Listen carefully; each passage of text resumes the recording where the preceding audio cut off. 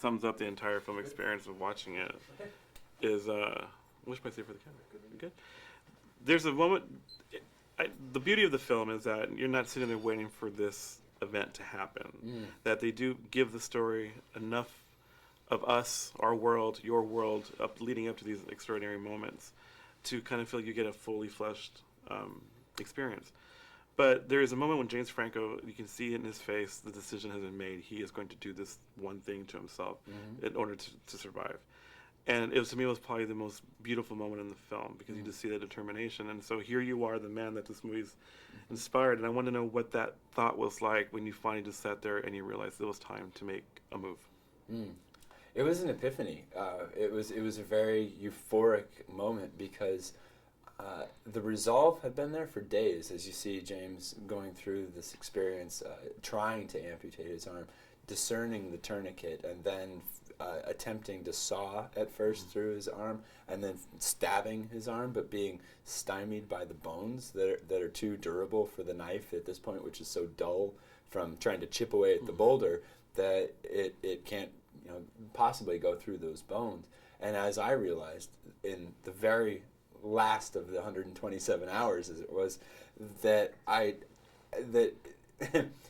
mean everything was changing. Like that, it wasn't the boulder that was trapping me; it was actually the knife that was too dull to get through the bones. That actually the boulder then became the solution. That it was the boulder that would allow me to get free because of how it was holding my arm. I could break the bones in my arm, and at that, just the thought of it, it was this beautiful euphoria that came over me. Like, I'm gonna get out of here after all of this time, and having attempted to even sever my arm and being defeated in it multiple times, that now I'm going to do this, I'm going to get out of here. And it was like this eureka experience that that's it, I can use the boulder to break my bones. And I'm like smiling at this time. And as I was involved with the filmmaking, I really lobbied to make sure that smile appears. And that the audience understands it. I mean, by this point, like, yeah, it's a triumph.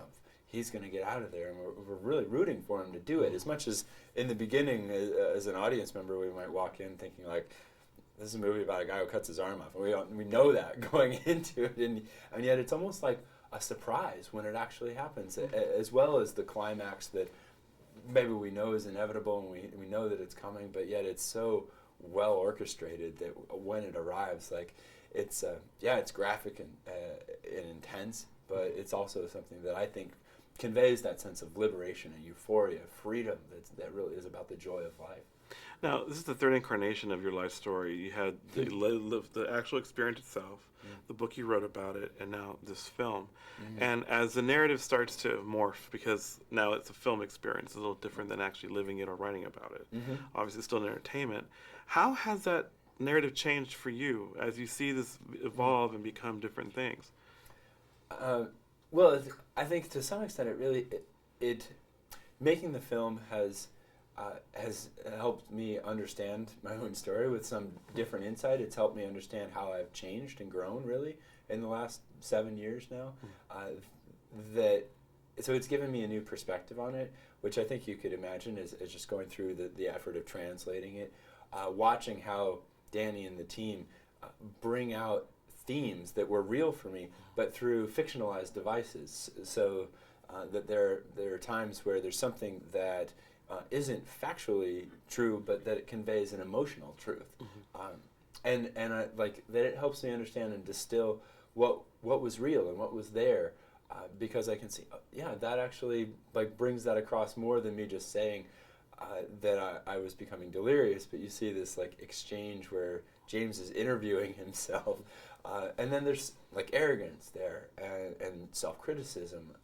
That there's accountability is this responsibility for what he's gotten himself into settles in, and so by watching someone else tell the story, is in a way like being able to understand what's really important about it, because to me there can be like it's all important if I'm the one telling it, but when I see someone else do it, then I can see how they edit it down in order to just get across like these are the salient moments.